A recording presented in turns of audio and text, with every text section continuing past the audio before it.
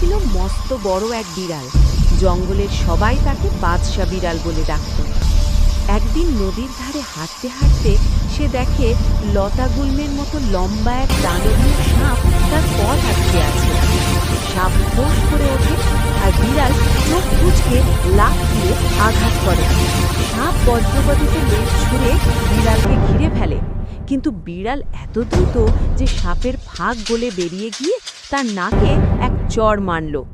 সাপ রেগে গিয়ে পুরো শরীর দিয়ে ঝাঁপিয়ে পড়ল আর তাদের লড়াইয়ে চারপাশ কাঁপতে লাগলো। শেষমেশ বিড়াল একটা বড় ডালে উঠে যায়, সাপের মাথার ঠিক নিচে, আর এক লাফে সাপের গায়ে পড়ে তাকে মাটিতে চেপে ধরে। সাপ হাল ছেড়ে দিতেই বিড়াল গর্বভরে বলে, এই জঙ্গল আমার, শান্তিতে থাকো।